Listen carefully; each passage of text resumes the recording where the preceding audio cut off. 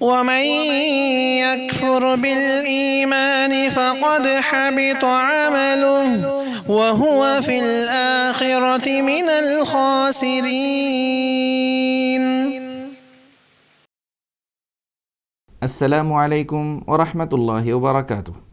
الحمد للہ رب العالمین والصلاة والسلام الأتمان الأكملان على المبعوث رحمة للعالمین صلوات ربی وسلامہ علیہ وعلى آلہ وصحبہ اجمعین. سامعین اکرام، مثبت شفاعت یعنی جائز شفاعت کی دوسری قسمیں. کچھ قسمیں ایسی ہیں جو رسول اللہ صلی اللہ علیہ وسلم کی ذات کے ساتھ خاص ہیں. آپ صلی اللہ علیہ وسلم کی ذات کے ساتھ جو خاص ہیں ان میں سب سے پہلی قسم میں نے آپ کو بتا دی ہیں، وہ ہے شفاعت کبریٰ، مقام محمود. دوسری قسم ہے کہ چند لوگوں کے عذاب میں ہلکا کرنے کے لیے رسول اللہ صلی اللہ علیہ وسلم کی سفارش ہوگی. اس کے لیے ہمیں زیادہ دلیلیں نہیں ملتی، ایک ہی واقعہ ملتا ہے، اور وہ خاص ہے آپ صلی اللہ علیہ وسلم کے چچا ابو طالب کے ساتھ. صحیح بخاری اور مسلم کی روایت ہے. ابو سعید خدری رضی اللہ تعالیٰ عنہ راوی ہیں، فرماتے ہیں کہ ایک مرتبہ آپ صلی اللہ علیہ وسلم کے پاس آپ کے چچا ابو طالب کا ذکر آیا تو آپ صلی اللہ علیہ وسلم نے فرمایا لعلہ تنفع شفاعتی یوم القیامہ فیجعل فی ضحضاح من نار یغلی منہ دماغ. آپ صلی اللہ علیہ وسلم فرماتے ہیں کہ امید کرتا ہوں کہ میرے چچا کے لیے میری سفارش کام آئے گی.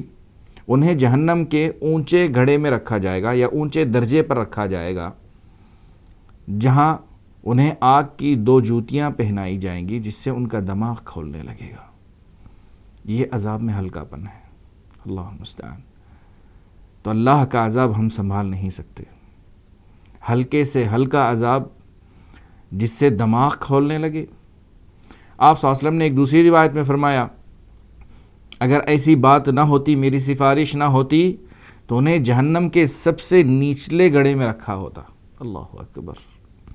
رسول اللہ صلی اللہ علیہ وسلم کے ساتھ خاص جو شفاعتیں ہیں ان میں سے ایک اور قسم جو جائز شفاعت کی قسم ہے وہ ہے جنت کا دروازہ کھولنے کی سفارش ہوگی.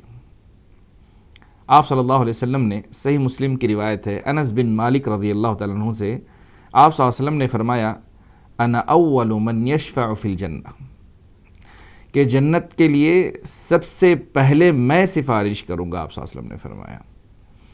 ایک دوسری روایت میں صاف الفاظ میں ہے کہ آپ صلی اللہ علیہ وسلم نے فرمایا انا آتی باب الجنہ فاستفتح، کہ میں جنت کے دروازے پر آؤں گا اور کھولنے کی بات کہوں گا تو خازن اندر سے پہرے دار کہے گا من انت، آپ کون ہیں؟ تو محمد صلی اللہ علیہ وسلم جواب دیں گے کہ میں محمد ہوں.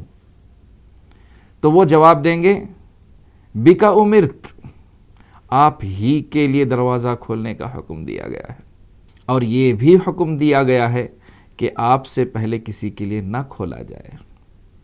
تو رسول اللہ صلی اللہ علیہ وسلم جنت کا دروازہ کھلنے کے لیے سفارش کریں گے، لہذا آپ کی سفارش پر جنت کا دروازہ کھولا جائے گا.